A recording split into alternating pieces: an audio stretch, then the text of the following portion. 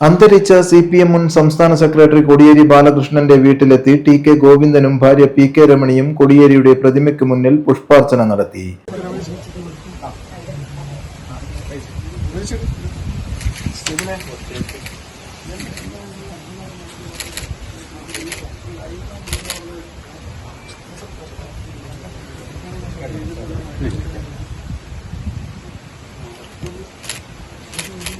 തളിപ്പറമ്പ് മണ്ഡലത്തിൽ വിമത സ്ഥാനാർത്ഥിയായി മത്സരിച്ച് വിജയിച്ചതിന് പിന്നാലെയാണ് കോടിയേരിയുടെ വീട്ടിലെത്തിയത്.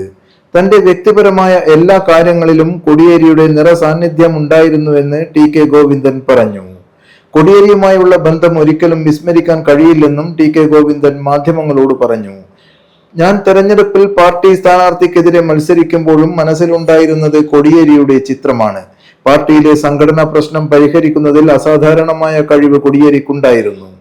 ഇങ്ങനെയുള്ള കാതലായ പ്രശ്നങ്ങൾ ഉണ്ടാവുമ്പോഴാണ് അദ്ദേഹത്തിന്റെ വിയോഗം പാർട്ടിക്കുണ്ടാക്കിയ നഷ്ടം എത്രമാത്രമാണ് എന്ന് മനസ്സിലാകുന്നത്.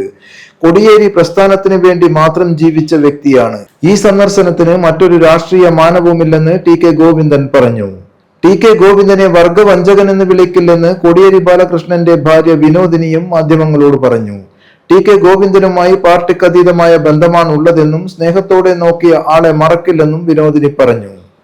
കോടിയേരിയോട് സ്നേഹമുള്ള ആർക്കും ഈ വീട്ടിൽ വരാമെന്നും അവരെ സ്വീകരിക്കുമെന്നും വിനോദിനി പറഞ്ഞു. TK ഗോവിന്ദന്റെ സന്ദർശനം വ്യക്തിപരമാണെന്നും അതിൽ രാഷ്ട്രീയമില്ലെന്നും ബിനീഷ് കോടിയേരിയും പറഞ്ഞു.